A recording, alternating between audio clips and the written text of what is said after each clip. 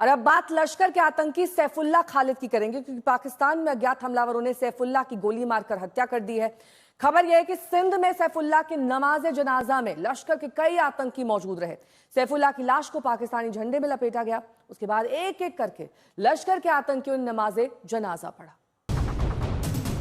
जिसने भारत में खून बहाया, जिसने बेंगलुरु, नागपुर, रामपुर में आतंकी वारदात को अंजाम दिया, वो मारा गया। उसके सीने में पीतल दाग दिया गया। नाम रजुल्लाह निजामनी उर्फ अबू सैफुल्लाह। लश्कर तैयबा के इस खूंखार चेहरे को जरा गौर से देखिए। इसी आतंकी ने भारत की जमीन पर कई बार आतंकी खूनी पटकथा लिखी थी। पाकिस्तान के सिंध प्रांत के मतली शहर में लश्कर के इस टॉप कमांडर अबू सैफुल्लाह को दिन दहाड़े अज्ञात हमलावरों ने गोलियों से भून दिया। लश्कर के टॉप आतंकी अबू सैफुल्लाह के खात्मे से एक बार फिर पाकिस्तान के मुंह पर तमाचा लगा है। ऑपरेशन सिंदूर के तहत जब पाकिस्तान में 9 आतंकियों के अड्डे को तबाह किया गया और 100 से ज्यादा आतंकियों को मौत के घाट उतार दिया गया, तो पाकिस्तान अपनी छाती पीट रहा था। दुनिया के सामने बार बार झूठ बोल रहा था कि उसके यहाँ आतंकियों के अड्डे नहीं हैं और न ही आतंकी हैं। अबू सैफुल्लाह नेपाल में विनोद कुमार बनकर काम कर रहा था। वहां पर उसने नेपाल के नागरिक नगमा बानू से शादी की और फिर वहीं से भारत के खिलाफ लश्कर का ऑपरेटर बनकर नेटवर्क चला रहा था। अबू सैफुल्लाह भारत में 3 बड़े आतंकी हमलों का मास्टरमाइंड था।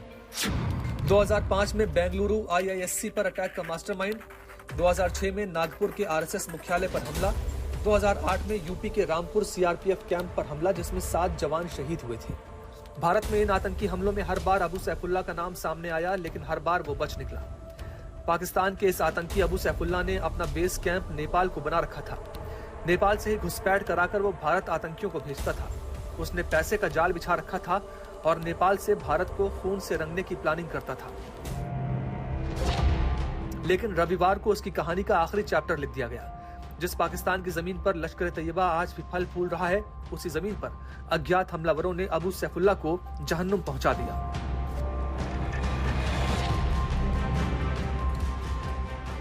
इससे पहले लश्कर तैयबा का आतंकी मोस्ट वांटेड अबू कताल मार्च में मारा गया था। उसे भी पाकिस्तान के पंजाब में अनजान हमलावरों ने हमेशा के लिए मौत की नींद सुला दी थी। अबू कताल 26/11 मुंबई आतंकी हमले के मास्टरमाइंड हाफिज सईद का करीबी था। अबू कताल के बाद अब सैफुल्लाह ने हाफिज को नया जख्म दिया है।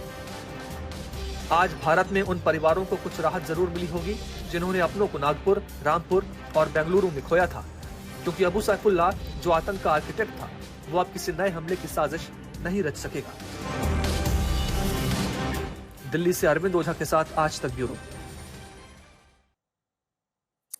अरविंद ओझा मेरे सहयोगी जुड़ गए हैं तमाम जानकारी के साथ। अरविंद, किस तरीके से नेपाल तक सैफुल्लाह के तार जुड़े हुए थे, कैसे वहां से फंडिंग हो रही थी और कौन कौन सी आतंकी साजिश में शामिल था?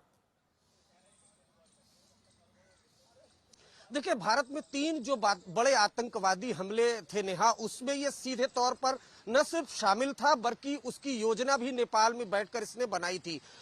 2008 में उत्तर प्रदेश के रामपुर में CRPF कैंप में बड़ा आतंकवादी हमला हुआ था जो इसने अंजाम दिलवाया था। 2006 में नागपुर में RSS हेडक्वार्टर पर अटैक, 2005 में बेंगलोर में बड़ा आतंकी हमला, इन 3 बड़े आतंकी हमलों को अंजाम दिलवाया था। इसके अलावा लश्कर का जो नेपाल मॉड्यूल है उसका इंचार्ज यही अबू सैफुल्लाह था।